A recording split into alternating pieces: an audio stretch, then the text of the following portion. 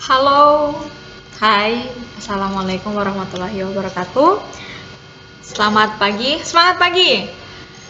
Baiklah, terima kasih dalam kesempatan kali ini. Dalam pengenalan lingkungan sekolah ya, kita bisa bertemu. Seperti kata pepatah, tak kenal maka tak sayang, maka dari itu saya akan memperkenalkan diri. Nama saya Yasmita Monenahu atau biasa dipanggil Fong. Kalian bisa panggil saya Ibu Fong. Saya di sekolah ini mengajar mata pelajaran pendidikan bahasa Inggris ya. Saya tinggal di Inobonto, saya berdomisili, saya asal dari Inobonto tapi saat ini saya sudah menikah. Jadi saya sudah termasuk sebagai warga Bolaang 1 ya.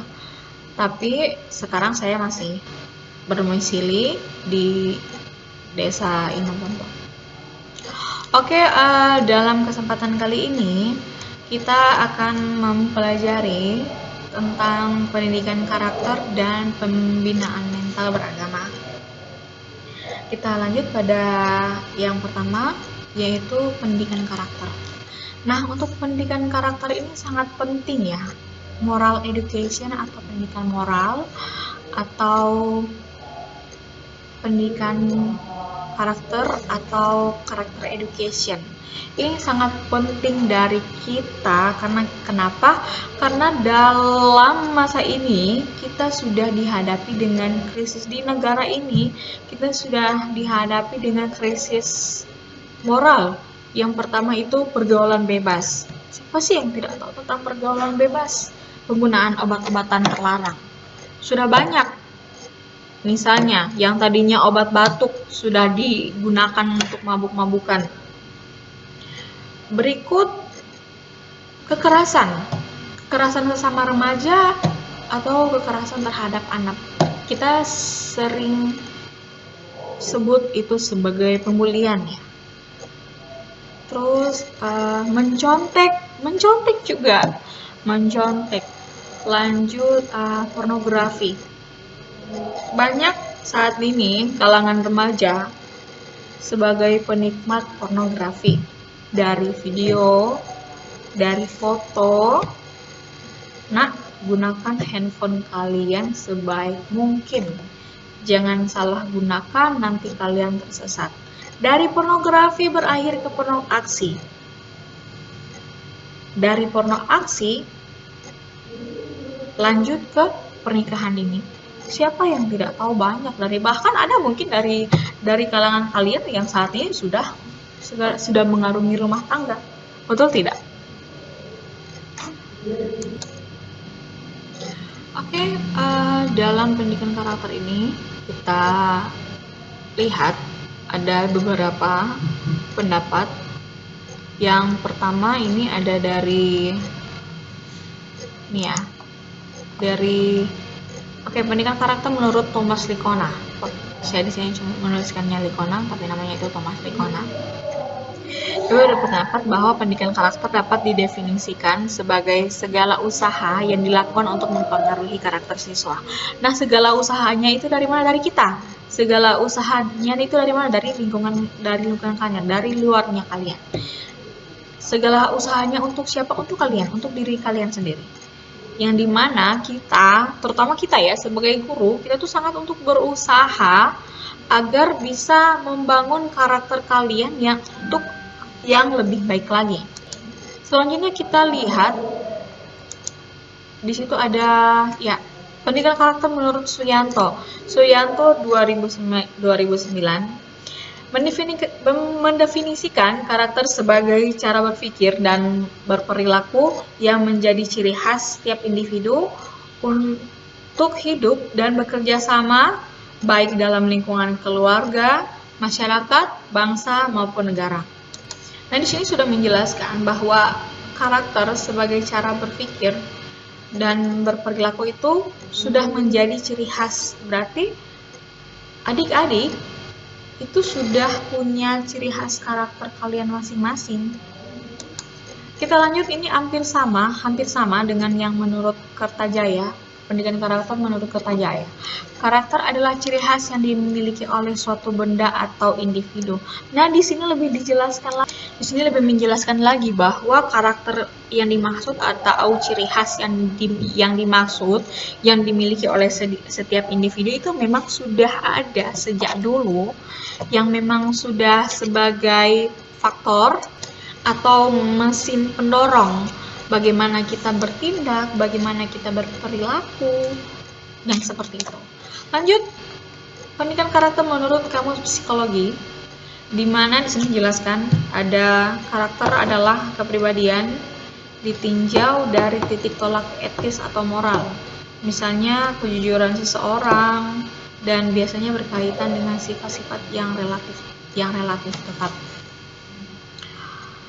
Itu adalah beberapa ini ya tentang pendidikan karakter menurut beberapa ahli. Dari beberapa itu dijelaskan bahwa karakter itu adalah cara berpikir dan perilaku dari setiap individu itu sendiri atau ciri khas dari masing-masing karakter. Kita lanjut dari bagaimana memahami pendidikan karakter. Yang pertama ada aspek pengetahuan atau kognitif, ada perasaan, feeling, dan terakhir adalah tindakan atau action. Nah, oleh karena itu, dengan pendidikan karakter yang disusun secara sistematis, itu bisa melahirkan seorang anak yang cerdas dalam emosinya, dan kecerdasan emosi ini sangat penting dalam anak untuk menyongsong masa depannya, untuk bagaimana untuk kehidupan selanjutnya. Yang dalam artian ini berarti tantangan untuk nanti dia dari remaja ke dewasa, bagaimana karakternya itu sendiri. Kita lanjut, di sini ada 9 pilar karakter yang berasal dari nilai-nilai luhur universal. Universal itu apa? Berarti secara umum. Yang pertama itu karena cinta Tuhan dan segenap ciptaannya. Bagaimana kita cinta Tuhan? Bagaimana kita patuh terhadap ajarannya itu sendiri. Lanjut, kemandirian dan tanggung jawab. Nah, kalian harus bisa menciptakan karakter yang mandiri. Ciri khasnya kalian itu harus bagaimana kalian bisa terlahir sebagai orang individu yang mandiri dan tanggung jawab. Dan berikut ada kejujuran atau amanah ya di sini. Maksudnya kejujuran atau amanah ya, diplomatis, hormat dan santun ya, bukan santun. Lanjut, poin kelima ada dermawan, suka tolong menolong dan gotong royong atau kerjasama. Keenam ada percaya diri dan bekerja keras. Ketujuh, kepemimpinan dan keadilan, baik dan rendah hati. Dan yang terakhir, karakter, toleransi, kedamaian, dan kesatuan. Kita lanjut dari dampak pendidikan karakter. Nah, dalam hal ini, kita masuk pada tahapan terakhir dari tentang mempelajari pendidikan karakter. Dampak dari pendidikan karakter. Bagaimana dampak baik buruknya tergantung kita yang mau menerima apa yang telah diberikan. Semisalnya, ketika ada hal yang baik, oke, mari yuk kita sama-sama ambil. Dan ketika kita tahu itu yang tidak baik, yang tidak bagus menurut kita untuk kita ambil, jangan. Pintar-pintarlah kalian dalam memilih dan memilah, menyaring informasi, seperti misalnya kita dapat info seperti yang saat ini kan, kebanyakan kita harus pintar-pintar menyaring. Misalnya kita kebanyakan dengar cerita A itu baru tentang ubi, pas ke telinga C sudah jadi kolak. Kenapa? Karena banyak yang ditambahkan, banyak yang dikurangi, ambil yang baik buruknya sudah dicampurkan di situ, dan terakhirlah kita telan mentah-mentah. Nah, jangan kita telan mentah-mentah.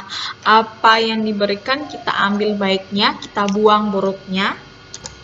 Karena apa yang kalian putuskan itu adalah menentukan untuk masa depan kalian sendiri. Kita mau baik hasilnya pasti baik. Kita mau jahat, hasilnya pasti tidak baik. Itu semua tergantung dari kita sendiri. Kita mau berubah ke lebih baik, itu tergantung dari kalian sendiri, diri kalian sendiri. Kalian tahu tentang hukum tabur tuai. Apa yang kita tabur itu yang akan kita tuai, apa yang kita buat itu yang nanti akan kita terima hasilnya seperti apa. Misalnya kita misalnya mau menghadapi ujian semester misalnya. Ujian semester. Kalau kita mau bersungguh-sungguh, kita mau pengen belajar memang benar-benar belajar, kita mau berusaha, kita belajar, usahakan saya ini harus nilainya bagus. Ketika kita mau berusaha, kita belajar, nah pasti hasil kalian pasti akan baik. Orang yang mau berusaha untuk menjadi yang lebih baik lagi, untuk lebih meningkat dalam hal kebaikan, pasti dia akan berhasil. Kalau cuman itu saja, nanti aja, malas, apalah, terserah. Mari ubah pola pikir kita dari sekarang. Karena karakter kita, bagaimana kita membangun karakter kita menjadi lebih baik itu diawali dari diri kita sendiri. Kita menerima yang baik atau tidak. Oke, selanjutnya saya lanjut pada pembinaan mental beragama. Nah, di sini bicara tentang agama. Nah, dalam ini kita belajar tentang pembinaan mental beragama. Kita kembali lagi, beragama itu apa sih? Agama itu aturan. Kalau tidak ada aturan, tidak ada agama, kita amburadul. Tidak ada arah, tidak ada tujuan. Dengan beragama kita berarti ada arah, ada tujuan, kita maunya yang seperti apa. Bagaimana pola pikir kita, bagaimana mental kita, bagaimana kita terhadap Tuhan, itu semua berawal dari diri kita sendiri. Itu terserah kalian mau gak ikut Tuhan atau ikut setan. Itu pilihan dari diri kalian sendiri. Kalian harus rajinlah sholat, kalian harus rajinlah untuk beribadah. Itu adalah fondasi bagi kita sebagai manusia untuk lebih berperilaku yang lebih baik lagi. Karena sebagian besar saat ini ada yang bertopengkan agama untuk menutupi maksud dari tujuannya sendiri. Ada orang yang kita lihat rajin beribadah, rajin ke gereja, rajin sholat, rajin ke masjid, tapi ternyata apa? Di balik dari itu ternyata dia maksiat. Ingat, pendidikan moral yang lebih baik itu sebenarnya berasal dari pendidikan moral beragama. Karena nilai-nilai moral yang dapat dipatuhi dengan kesadaran sendiri dan hayatan tinggi tanpa ada pengaruh dari pihak yang lain atau pihak luar.